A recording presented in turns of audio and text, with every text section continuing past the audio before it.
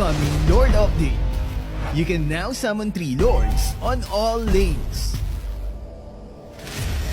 Hey guys, what's up? Today we're checking out the latest update on Advanced Server. First up, we're getting a major shakeup to the Lord. Forget everything you know about late game pushes, because this patch is introducing a 3-lane split push. That's right, when the Lord is summoned, it's not just 1 lane pushing, it's 3. It'll appear simultaneously in the gold, mid, and experience lane, each pushing with reduced HP and damage. This means teams will have to defend multiple fronts at once, making late-game decisions far more strategic and intense. However, I can't show it yet because it will become available on Advanced Server by July 26. This new 3-Lord update is part of the Battlefield Effect test. They are testing the impact of these adjustments in the hopes of providing unique match experiences.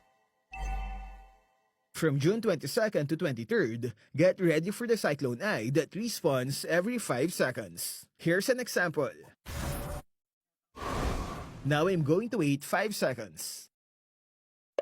And there it is again. On the current version, we have to wait for 45 seconds. This is gonna be annoying during door takedowns because the enemy can use it to get near the objective. The third battlefield adjustment is the Shield Tower. From June 24 to 25th, all towers will get Energy Shield for 12 minutes, making early game aggression harder and giving defenders more time to recover. The developers also removed some of the older tower buffs that existed before. This means your minions will no longer explode if it reaches the last tower within 12 minutes. It'll be interesting to see if you can also get gold when removing the shield of the inner towers. Now let's move on to the hero adjustments. First up, we're hitting the gold lane where Roger mains might want to brace themselves. Roger's been a dominant force, dealing massive damage while maintaining impressive mobility. To even the playing field, his passive bonus damage is getting a slight reduction from 5% to 4%. This should help tone down his early game dominance and give other marksmen a fighting chance. And to make things even more interesting, Harriet is getting some much needed nerfs. His skill 1 base and explosion damage are getting reduced, as well as the slow effect on his ultimate. This should make him less oppressive in the gold lane, especially in the early game.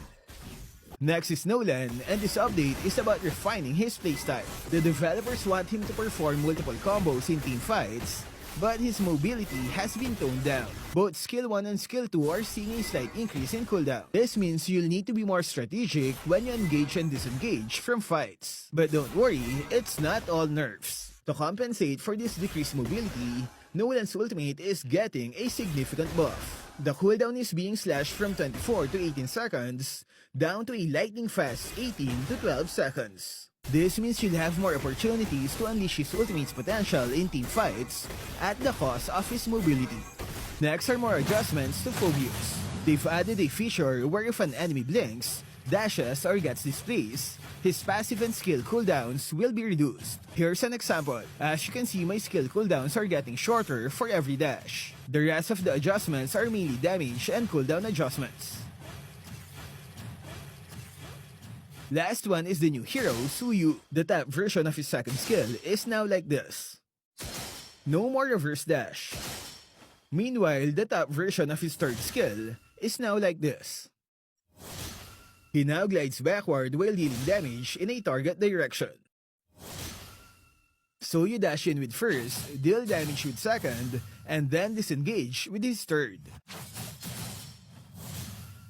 His second skill also has a new feature where you deal extra damage if you only hit one non-minion enemy.